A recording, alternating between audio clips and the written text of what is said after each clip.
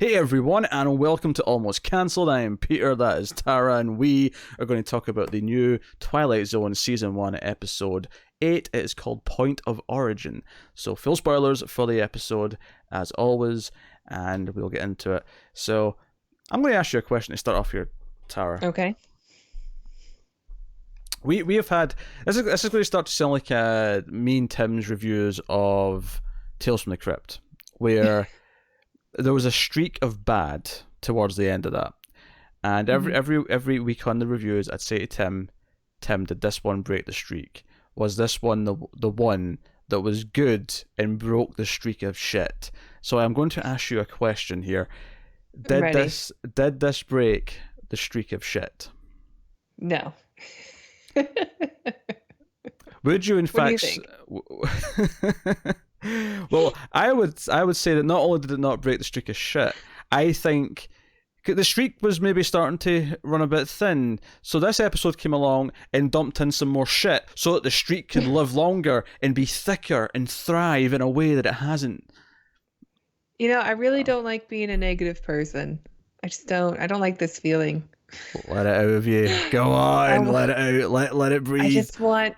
I mean, do they even know what the Twilight Zone is supposed to be? Like, it's just they've been doing this alien thing now for like half the episodes. I guess this is I'm wrong. This isn't aliens, but I don't know, man. Like we've been watching these episodes of the original, and it's like they're like character studies. You know, you set up a situation so you can learn about isolation or loneliness or I don't know, like just one thing. And this is just so in your face, trying too hard, social commentary. And just because it's a little bit weird doesn't make it Twilight Zone. Like you don't have to do all these broad subjects. Anyway, I'm getting mad. No, it's good. It's good. Let it out. Let it roar. I don't want these. I don't want these. This episode was garbage, and it was a complete mess. It was a mess from start to finish, and like obviously right away we're talking about like immigration, or more specifically deportation, right? The idea of illegal immigrants. Oh, you think? Sneaking suspicion, right? Well, because here's the first question I have. Is why if you want to do an allegory for deportation and ICE and all that kind of stuff, right? If you want to do an allegory for that, why would you actually do a real example of deportation at the start of the episode where the housekeeper is taken away? You're just spelling out what the episode's about. I don't... There's zero subtlety. There's zero mystery. Like, it's just... Yeah, it's just an exact allegory. Like, we're going to make this about immigration. So we're going to make Men in Black ICE. Well, here's the thing, though. Like, we're going to separate families from their children. If you yeah. If you just did the plot, because the main plot of this is that this woman is in this family, big rich house. Her credit card stopped working, and she's picked up by this special branch of deportation, and it turns out that they think she's from another dimension, an alternate reality, and that others came over with her and she's forgotten who she is, but they want her to remember. And that turns out to be true, right?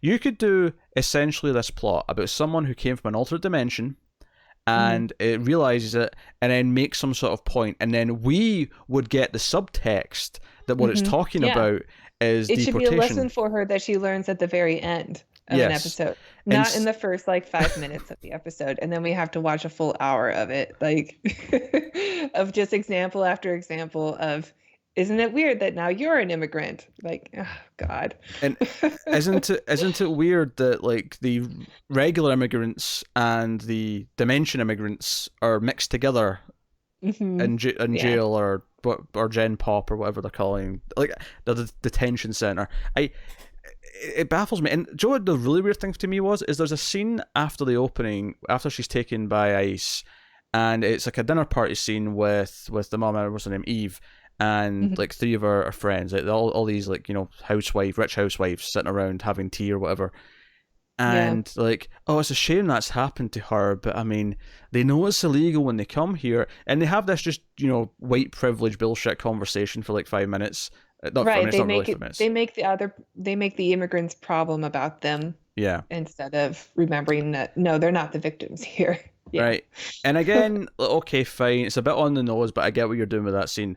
The ending of the scene, though, says one of them says something like, and they don't realize they're making things harder for us. And then there's like a really ominous line where they might, find us out, and they all kind of like stop and stare at each other. Can you explain to me what the hell that scene was about? Because it's very clear for the rest of the episode that Eve doesn't know she's from somewhere else. Yeah. I guess I don't know. When I watched it, I guess I assumed that they were talking about like we're the ones that are going to get in trouble for sticking up for them. Okay, sure.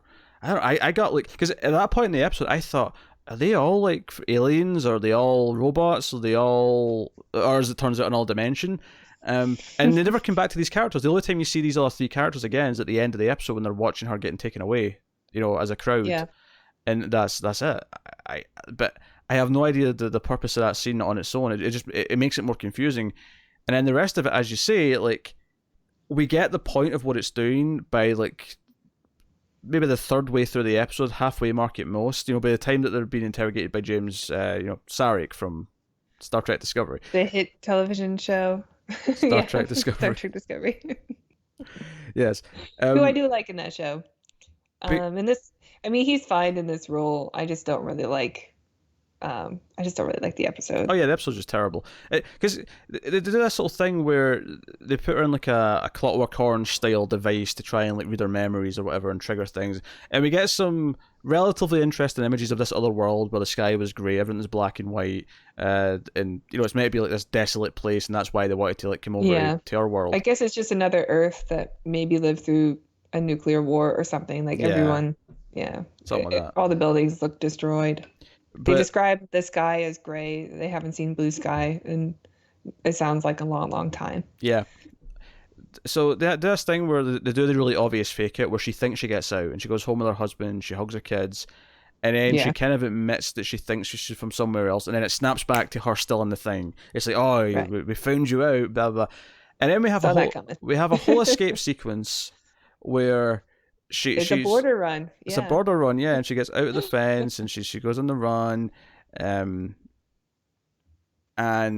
like I don't know what he's trying to say, because she's with her housekeeper who's or her nanny who's been with her, who she found inside, and the nanny doesn't want to get on the ice cream truck because the guy who gets them outside is like, hey, there'll be a driver out there waiting for you, and the nanny's like, no, I don't trust this man. Let's just run on our own. And she's like, no, this is the way we get home. I'm not sure what that scene's honestly trying to say. It feels like there should be subtext here as to why her saying, no, I've done this before, we can't trust him. Yeah, I don't know. I guess it's like not knowing who you can trust, and then maybe somebody will just take you. You think they're taking you someplace that you can trust, but they're going to take you to ice. But he takes them home. Like he takes her to her home. And then she wants to go. Yeah, and she gets captured almost immediately. But yeah, there is obviously the obvious like ice cream, right? The ice cream truck. But there's also, I think, maybe I'm reading too much into this. I think maybe what the intention's supposed to be is that it's the idea of like, come get your treat. The idea that it's this like, the carrot to you think this is the place you want to go, but it's not really. This is a dangerous place to go. Kind of thing. It's like it's a mirage. It's this hey, we'll lure you in with the treats and the glossy lights and the ice cream. I guess so, because she thinks that she's going to be safe when she gets back to her family. But when she gets back to her family, they're like, "Oh, you're not who we thought you were. You're not wanted here." I guess what I'm saying is the ice cream truck represents the US. I guess that's what I'm saying. Okay. It's fatty and sugary. And it'll just leave. It might seem appealing at first, but it'll leave a bad taste in your mouth, and you're just gonna hate yourself. Yeah. I mean, that's put it very bluntly. There's more nuance. There should be more nuance in that, but like, I don't know. Because the problem with the end, because I was actually shocked. See when like Peele's narration came in again at the end, I was shocked the episode was ending. I was like, wait. That's your final scene? That's the final beat? That's the moment that you're leaving me on? Because I thought, like, we already know that she's different, and her, I guess that the emotional kind of ending is supposed to be that her husband rejects her now that he knows what she is, but I don't know, like I didn't feel it at all. It just felt like, oh, she's been taken back again. Okay, what's the ending? And then Peel started talking. I'm like, oh, this is the end. Okay, I guess there's just not really an ending. I guess. I just I think that the writers just miss it. They miss the point of these stories. They're supposed to teach us something about humanity, and I think maybe it's because they only have 10 episodes. They're like, okay, we want to get these allegories out there, and that's fine for like a science fiction show. But I think for this show, it should be our world, but like something slightly off, and it should be like I like the cautionary tale ones that we get um, from like the early Twilight Zones. Instead, we're getting these like allegories to these situations like, what if you were the immigrant? Yeah, but it's doing this weird thing where it's not even just letting it be an allegory. It's just like shoving it in there, like literally as well. It's the literal and the allegory, and it's like Yeah, you're there's right. Yeah, there's like there's nothing I can take from this. It's just overstuffed, and I think on top of that, and maybe you'll disagree with this, but I genuinely think every scene in this episode was just bad. Like there wasn't a single scene in this where I just enjoyed what the scene for what it was. It wasn't just like in the makeup of the Mhm. whole thing and what it does for the overall story and the message. It was just every single scene. You know, whether she's at the grocery store and she's arguing because her cards are being declined, or she's Mhm. being interrogated or whatever. Every single scene felt kind of tedious to get through. It felt like this really over the top direction that was just making it feel very kind of hollow, and it just there was no like I don't know, there was no flow in the scenes. There was nothing that was like making me enjoy the actual actions that were taking place. Even right from the start, something felt just kind of off about the whole thing, and not in a good way. Yeah. Not in a way where I'm like, oh, what's off about this kind of thing. Like just in a way that felt poorly made. And I It think, felt like unnatural. Like even the opening shot where she's like wearing this really 50s dress and like walking through a house and like explaining what she wants for a party, it all seemed kind of phony. And I'm not really sure what the whole grocery store scene where credit cards get denied is supposed to represent either. Just um, that she's embarrassed because she can't pay for groceries, yeah, like her she entitlement was like maybe. before, It's or it's funny because you bring up how unnatural the opening stuff was, and I felt that throughout most of the episode actually, but especially that opening stuff in the house, and that combined with the dinner party scene or the tea party scene really made me Mhm. think the twist was going to be that this is all fake, that this is all Yeah, just an yeah. illusion, or this is Well, the trailer kind of made us think that too, yeah, because you see her in some kind of a device, and you're like, oh, is she in like a matrix where it's not really yeah. her life? I thought they're all just pretending or something like, and that's not what it is at all. And again, like if they're going for this idea that like okay, so you're trying to say that this is the American dream. You get a nice big house, white picket fence, very wealthy. Like this is what Hmm. you can achieve in America, right? And the idea is the classic 50s, and that's why it feels kind of old school. It's like the classic 50s idea of the American dream. But Hmm. then the ICE come in and take away the nanny, and it's like this like stark reality. You can do that and have that same effect, but be more subtle about it. Like, you know, have the house, have her be in the dress, but just have her, I don't know, act like a human being. Maybe it would help and make Yeah. it feel more real. But it's the idea of invading the. Do you know what movie did this much better? Mm. Right? Not the same plot at all, but just this idea of having the American dream and then going, no, there's something more insidious underneath it. David Lynch's Blue Velvet. That movie is about this is the perfect suburban thing that you think it is, but we're going to discover the seedier elements that are beneath the surface and the other Yeah, things that the are true going on. cost. Yeah. I haven't seen it, but I am sure that's what it's In, about. in, Yeah. in fact, the opening shot, if I remember correctly, or one of the opening shots, to sort of almost thematically set this up, because David Lynch is a good director and knows how to do this, is we have a Hmm. shot of like I think it goes literally from the white picket fence. Maybe there's like a bird on the fence, and the camera goes under the grass and into the ground, as if it's going Yeah. underneath, and it's just like this is what we're doing. This is on the Cool. surface, and Hmm. so and Yeah, sure. I think even the last Jordan Peele movie, Us, kind of talks about it in a way, oh like the sure, different yeah. class systems. But I think you can do a great episode about immigration, but does it have to be so in your face, like American immigration of this is exactly what I don't know. It just seems like it's trying too hard. Same with the last episode felt like that too. Like it's a good lesson or story that you could tell here, I think but there's a combination of there's no nuance.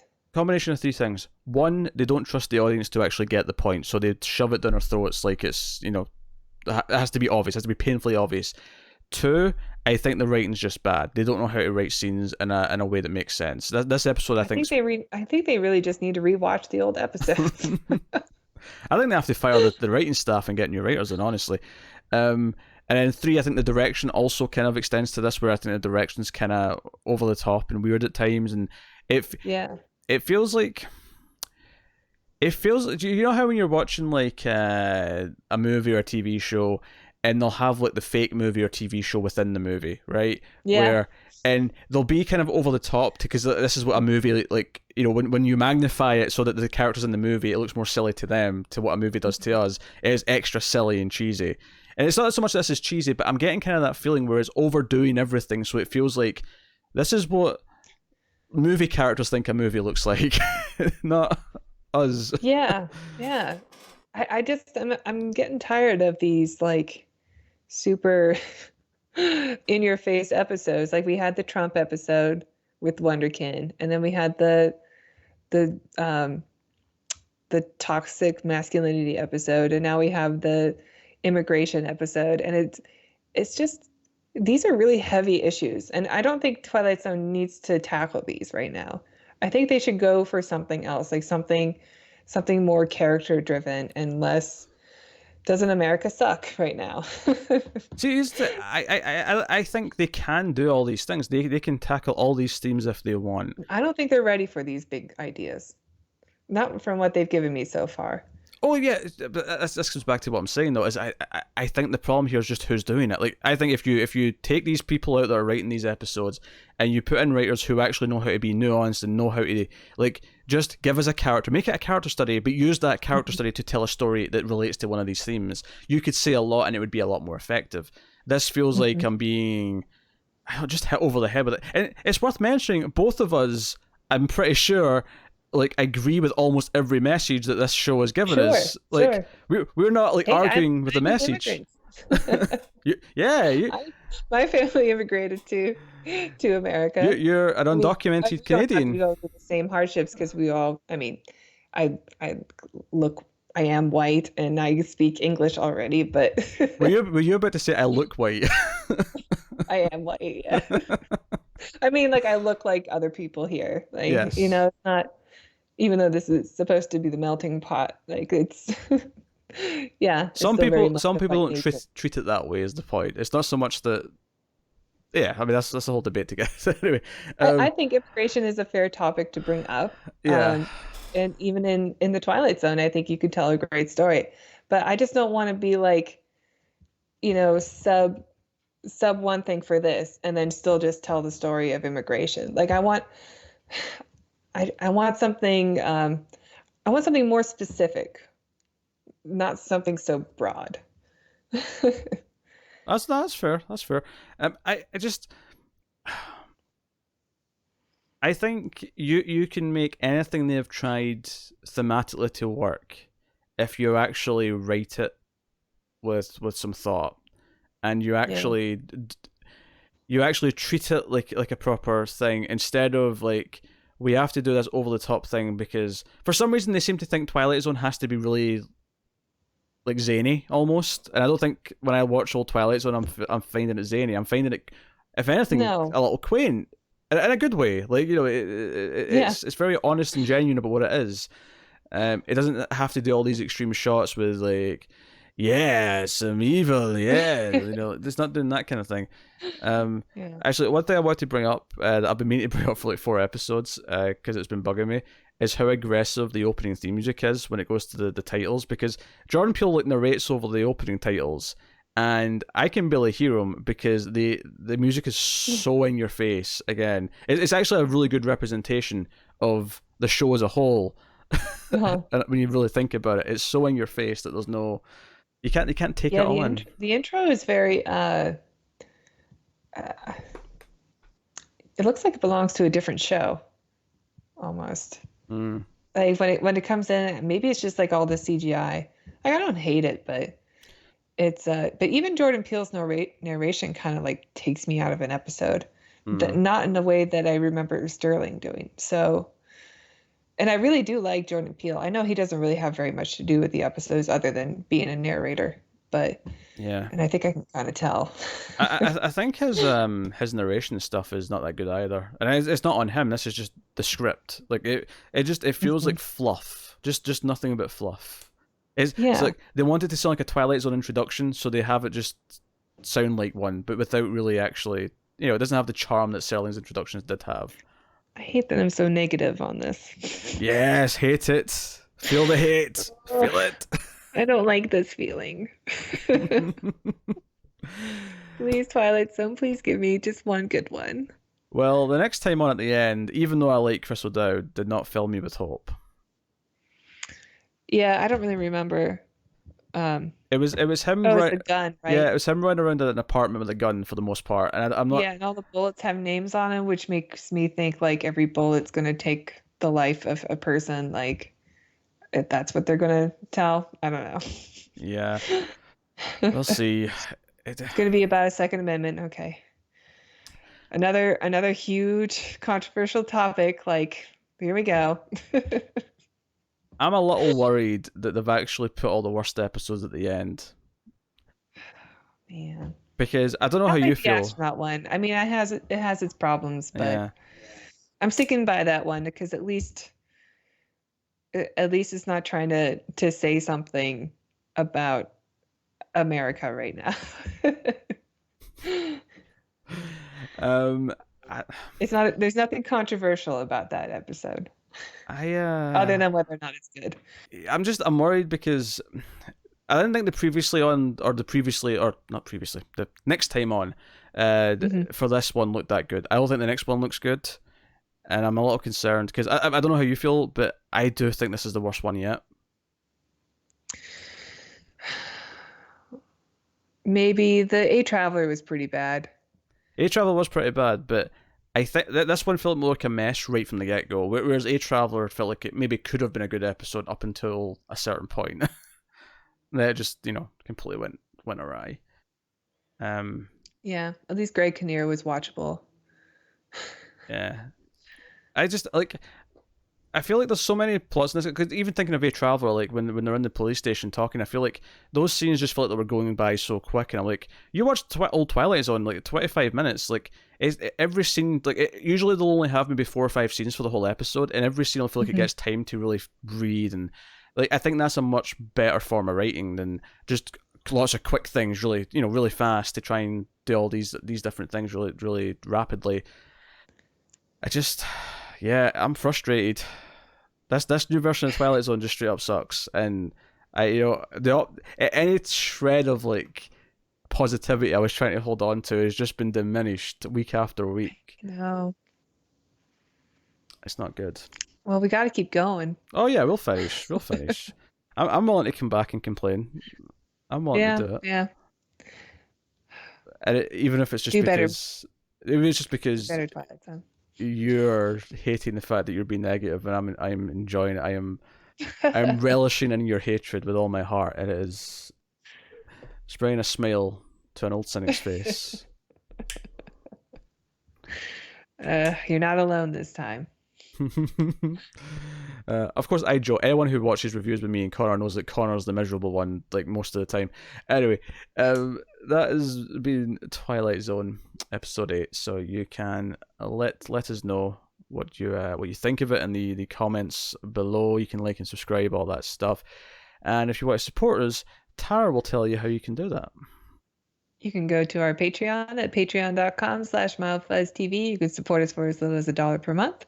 With that $1, you get some shows a week early, including a show that Peter and I do called, well, I guess I could say it for, it's not that I forgot, but we do The Ace, which is our sci-fi movie podcast. But we also, I was going to say, we do classic Twilight Zones. Yes. Which you can check those reviews out if you want to see like a good Twilight Zone. Yes, you can.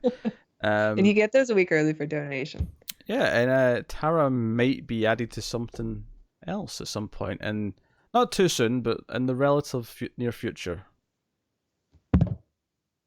We haven't discussed specifics yet. I might We have haven't negotiated our terms.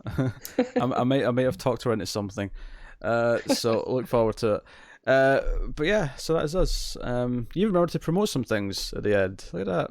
It's like you're a pro. Mm-hmm. It's like you're a pro at this now. Getting there. It's because you keep forcing me into this.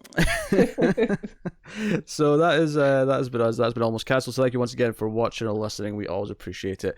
Keep watching TV, guys, or not, in the Twilight Zone.